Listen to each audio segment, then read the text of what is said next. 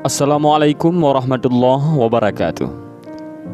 Yazid Ar-Raqashi meriwayatkan dari Anas bin Malik, malaikat Jibril datang kepada Rasulullah pada waktu yang tidak biasa dengan raut muka yang berbeda dari biasanya. Rasulullah bertanya, "Wahai Jibril, kenapa aku melihat raut mukamu berbeda?" Jibril menjawab, "Wahai Muhammad, aku datang kepadamu pada saat Allah memerintahkan supaya api neraka dinyalakan.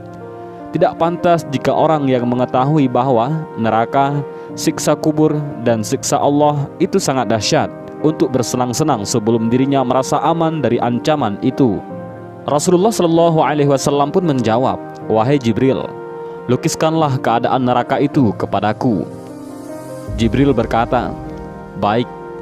Ketika Allah Subhanahu wa Ta'ala menciptakan neraka, apinya dinyalakan 1000 tahun hingga warnanya hitam pekat. Nyala dan baranya tidak pernah padam. Demi zat yang mengutus engkau kebenaran sebagai nabi, seandainya neraka itu berlubang sebesar lubang jarum, niscaya segenap penghuni dunia akan terbakar karena panasnya. Demi zat yang mengutus engkau dengan kebenaran sebagai nabi, seandainya ada baju penghuni neraka itu digantung di antara langit dan bumi, niscaya semua penghuni dunia akan mati karena bau busuk dan panasnya. Demi zat yang mengutus engkau kebenaran sebagai nabi, seandainya sahasta dari mata rantai sebagaimana yang disebutkan di dalam Al-Quran diletakkan di puncak gunung, niscaya bumi sampai ke dalamnya akan meleleh. Demi zat yang mengutus engkau kebenaran sebagai nabi, seandainya ada seseorang berada di ujung barat dunia ini disiksa, niscaya orang yang berada di ujung timur akan terbakar karena panasnya. Neraka itu mempunyai 7 pintu dan masing-masing pintu dibagi-bagi untuk laki-laki dan perempuan. Rasulullah bertanya, "Apakah pintu-pintu itu seperti pintu kami?" Jibril menjawab, "Tidak. Pintu itu selalu terbuka dan pintu yang satu berada di bawah pintu yang lain. Jarak pintu yang satu dengan pintu yang lain sejauh perjalanan 70 tahun. Pintu yang di bawahnya lebih panas 70 kali lipat dari pintu yang di atasnya. Musuh-musuh Allah diseret ke sana dan jika mereka sampai di pintu itu, malaikat Zabaniyah menyambut mereka dengan membawa rantai dan belenggu. Rantai itu dimasukkan ke dalam mulutnya dan keluar dari duburnya. Sedangkan tangan kirinya dibelenggu dengan lehernya dan tangan kanannya dimasukkan ke dalam dada hingga tembus ke bahu. Setiap orang yang durhaka itu dirantai bersama setan dalam belenggu yang sama. Lantas diseret wajahnya tersungkur dan dipukul oleh malaikat dengan palu. Setiap kali mereka hendak keluar dari neraka lantaran kesengsaraan mereka, niscaya mereka dikembalikan ke dalam neraka. Rasulullah bertanya, "Siapakah penghuni masing-masing pintu itu?" Jibril menjawab, "Pintu yang paling bawah namanya Hawiyah." Pintu neraka Hawiyah ini adalah pintu neraka yang paling bawah ataupun yang paling dasar, yang merupakan neraka yang paling mengerikan. Pintu neraka ini ditempati oleh orang-orang munafik, orang kafir, termasuk juga keluarga Fir'aun dalam neraka Hawiyah. Hal ini sebagaimana arti dari firman Allah, maka tempat kembalinya adalah neraka Hawiyah. Quran Surat Al-Qari'ah ayat 9. Pintu kedua namanya Jahim, yakni pintu neraka tingkatan ke-6. Tingkatan neraka ini di atasnya neraka Hawiyah. Di dalamnya ditempati oleh orang-orang musyrik yang menyekutukan Allah. Hal ini sebagaimana firman Allah, dan diperlihatkan dengan jelas neraka Jahim kepada orang-orang yang sesat. Al-Quran Surat Asy-Syura ayat 91. Pintu ketiga namanya Sakor, tempat orang-orang Sabi'in, merupakan pintu neraka pada tingkatan kelima. Di dalam pintu itu ditempati oleh orang-orang yang menyembah berhala atau menyembah patung-patung yang dibuat bangsanya sendiri. Tingkatan pintu neraka ini terletak di atasnya pintu neraka Jahim. Tentang neraka ini Allah telah berfirman yang artinya, "Apakah yang memasukkan kamu ke dalam sakar ataupun neraka?" Al-Quran Surat Al-Mudaththir ayat 42. Pintu keempat namanya Ladza, berisi iblis dan orang-orang yang mengikutinya serta orang Majusi. Ladza merupakan pintu neraka pada tingkatan nomor 4. Di dalamnya ditempati iblis laknatullah beserta orang-orang yang mengikutinya dan orang-orang yang terbujuk rayuannya. Kemudian orang-orang Majusi pun ikut serta menempati neraka Ladza ini. Mereka kekal bersama iblis di dalamnya. Tingkatan pintu neraka Ladza ini di atasnya pintu neraka Sakar. Dalam hal ini Allah telah berfirman, sekali-kali tidak dapat. Sesungguhnya neraka itu adalah api yang bergejolak. Al-Quran Surat Al-Ma'arij ayat 15. Dengan demikian dapat disimpulkan bahwa iblis dan para pengikutnya akan dimasukkan ke dalam neraka lazza, seperti apa yang dikatakan oleh malaikat maut, yaitu malaikat Israel, ketika iblis hendak dicabut nyawanya. Maka malaikat maut itu berkata bahwa iblis akan diberi minum dari neraka lazza. Pintu kelima namanya Hutamah, tempat orang-orang Yahudi, merupakan pintu neraka pada neraka tingkatan ketiga. Di dalamnya ditempati oleh orang-orang Yahudi dan para pengikutnya. Pintu neraka Hutamah ini tingkatannya di atas pintu neraka lazza yang dihuni para iblis. Tentang neraka Hutamah ini Allah telah berfirman dalam Al-Quran, "Dan tahukah kamu apa Hutamah itu? Yaitu api yang disediakan Allah yang dinyalakan." Al-Quran Surat Al-Humazah ayat 5-6. Pintu keenam namanya Sa'ir, merupakan pintu neraka pada neraka tingkatan kedua. Di dalamnya ditempati oleh orang-orang Nasrani dan para pengikutnya. Pintu neraka ini berada di atas tingkatan pintu neraka Hutamah. Mengenai neraka ini, Allah Ta'ala telah berfirman, "Dan dia akan masuk ke dalam api yang menyala-nyala ataupun neraka." Al-Quran Surat Al-Insyiqaq ayat 12. Selanjutnya Jibril alaihissalam terdiam karena merasa segan kepada Rasulullah. Kemudian Rasul pun bertanya, "Kenapa engkau tidak memberitahukan penghuni pintu yang ketujuh?" Jibril menjawab, "Pintu ketujuh namanya pintu neraka Jahannam, merupakan pintu neraka yang paling atas ataupun yang paling pertama. Di dalamnya berisi umatmu yang melakukan dosa-dosa besar dan tidak taubat sampai mereka meninggal dunia." Rasulullah pun pingsan mendengar penjelasan Jibril tersebut. Jibril meletakkan kepala Rasulullah di pangkuannya sampai beliau sadar kembali.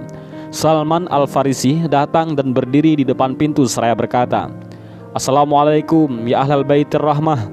Apakah saya bisa bertemu dengan junjunganku Rasulullah Shallallahu Alaihi Wasallam?" Namun tidak ada yang menjawab, sehingga mereka pun menangis dan terjatuh. Rasulullah bersabda, "Betapa besar cobaan yang menimpaku dan aku merasa sangat sedih. Jadi, ada di antara umatku yang akan masuk neraka?"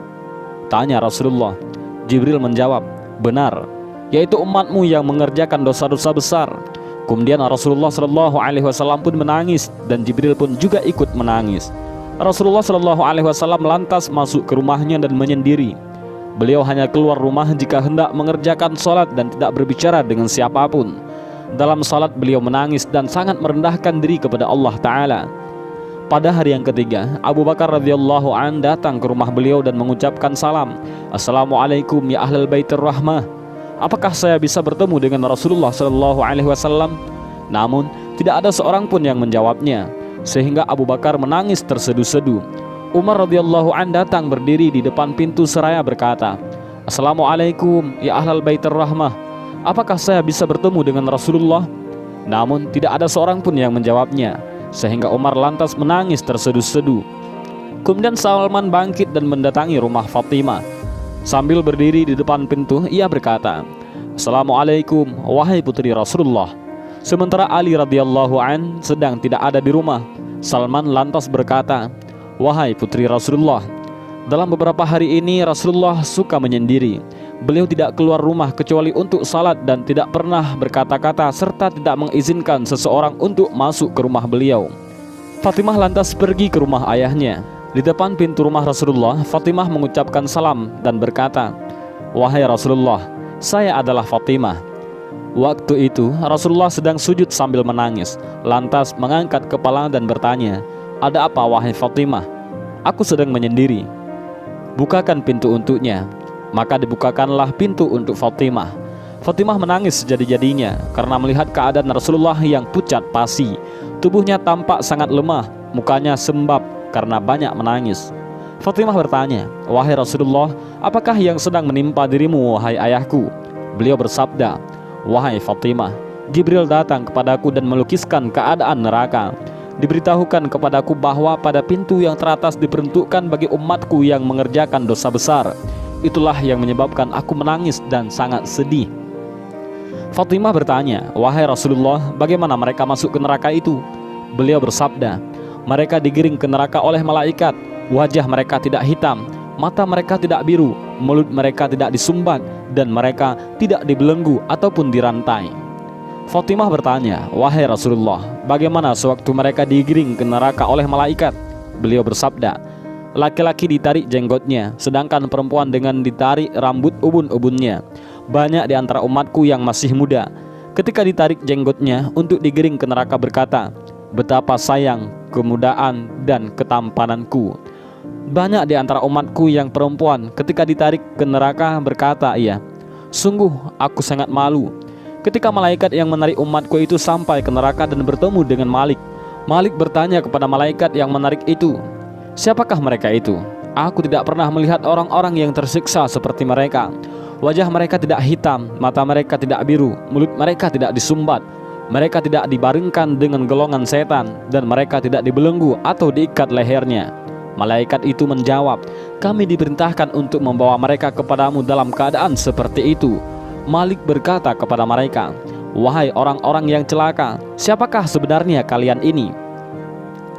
Dalam hadis lain disebutkan bahwa ketika mereka ditarik oleh malaikat, mereka selalu menyebut-nyebut nama Muhammad. Ketika mereka melihat Malik, mereka lupa untuk menyebut nama Muhammad SAW karena seramnya malaikat Malik. Mereka menjawab, 'Kami adalah umat yang diturunkan Al-Quran kepada kami dan termasuk orang yang mengerjakan puasa pada bulan Ramadan.' Malik berkata, 'Al-Quran hanya diturunkan untuk umat Muhammad SAW.' Ketika mendengar nama Muhammad, mereka berteriak seraya berkata, 'Kami termasuk umat Muhammad SAW.' Malik berkata kepada mereka, 'Bukankah di dalam Al-Quran ada larangan untuk mengerjakan maksiat-maksiat kepada Allah Ta'ala?' Ketika mereka berada di tepi neraka dan diserahkan kepada malaikat Zabaniyah, mereka berkata, 'Wahai Malik, izinkanlah kami untuk menangisi nasib kami.' Malik mengizinkannya, dan mereka lantas menangis dengan mengeluarkan darah. Malik lantas berkata, 'Alangkah baiknya seandainya tangis ini kamu lakukan sewaktu berada di dunia. Seandainya sewaktu di dunia kamu menangis seperti ini karena takut kepada siksaan Allah, niscaya sekarang ini kamu tidak akan masuk neraka.' Malik lalu berkata kepada Zabaniyah, 'Lemparkan mereka ke dalam neraka.' Ketika mereka dilempar ke dalam neraka, mereka berseru secara serempak dengan mengucapkan kalimat La ilaha illallah, sehingga api neraka langsung menjadi padam. Kemudian Malik berkata, 'Wahai api, sambarlah mereka.' Api itu menjawab, 'Bagaimana aku menyambar mereka sementara mereka mengucapkan kalimat La ilaha illallah?' Malik berkata lagi kepada api neraka, 'Sambarlah mereka.'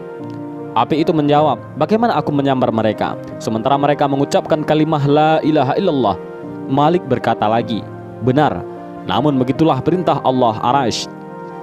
Kemudian api itu menyambar mereka. Di antara mereka ada yang disambar sampai 2 telapak kakinya, ada yang disambar sampai 2 lututnya, ada yang disambar sampai lehernya. Ketika api itu akan menyambar muka, Malik berkata, 'Jangan membakar muka mereka, karena dalam waktu yang cukup lama mereka bersujud kepada Zat yang Maha Kuasa.' Dalam Al-Quran, Allah telah mensifati neraka Jahannam. Sesungguhnya neraka itu melontarkan bunga api sebesar dan setinggi gunung. Al-Quran Surat Al-Mursilat ayat 32. Dan sesungguhnya Jahannam itu benar-benar tempat yang telah diancamkan kepada mereka, yaitu pengikut-pengikut setan semuanya. Al-Quran Surat Al-Hijr ayat 43. Dari hadis kudusi, bagaimana kamu masih bisa melakukan maksiat sedangkan kamu tak dapat bertahan dengan panasnya terik matahariku? Tahukah kamu bahwa neraka Jahannam itu mempunyai 7 tingkat. Setiap tingkat mempunyai 70.000 daerah. Setiap daerah mempunyai 70.000 kampung. Setiap kampung mempunyai 70.000 rumah. Setiap rumah mempunyai 70.000 bilik. Setiap bilik mempunyai 70.000 kotak. Setiap kotak mempunyai 70.000 batang pokok zarkum. Di bawah setiap pokok zarkum mempunyai 70.000 ekor ular. Di dalam mulut setiap ular yang panjang 70 hasta mengandung lautan racun yang hitam pekat. Juga di bawah setiap pokok zarkum mempunyai 70.000 rantai. Setiap rantai itu diseret oleh 70.000 malaikat. Dan inilah gambaran tentang neraka Jahannam yang dikisahkan oleh Jibril kepada Rasulullah SAW hingga membuat Rasulullah SAW menangis sejadi-jadinya. Dan mudah-mudahan dengan video singkat ini bermanfaat. Wallahu a'lam bishawab. Assalamualaikum warahmatullahi wabarakatuh.